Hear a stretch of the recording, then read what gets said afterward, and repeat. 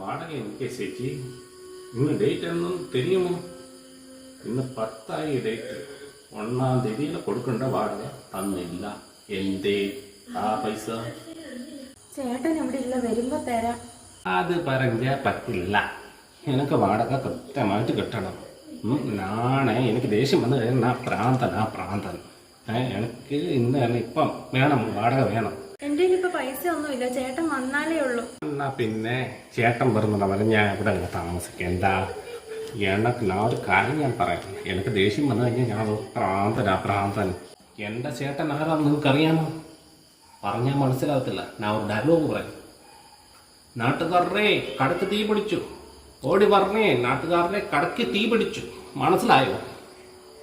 ഇയാൾക്ക് ശരിക്കും ഭ്രാന്താണോ? അപ്പോ വാടക ചേട്ടന് വാടകയല്ലേ വേണ്ടേ? ഇപ്പൊ ഞാൻ കൊണ്ടുവരാം. അപ്പം ദേഷ്യപ്പെട്ട വാടക വേറും.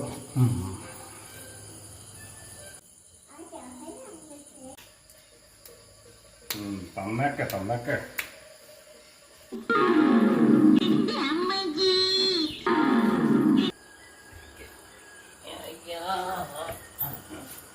ഈശ്വരാ, ചത്തോ?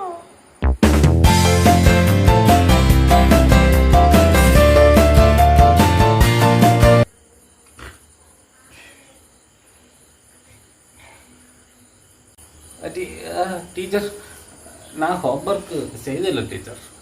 ഞാൻ കറണ്ട് ഇല്ലാത്തതുകൊണ്ട് ഹോംവർക്ക് ചെയ്തില്ല ടീച്ചർ.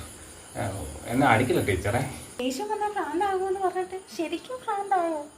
ചെക്കച്ച പാരോടി എനിക്കൊരു പൊന്നാടി 12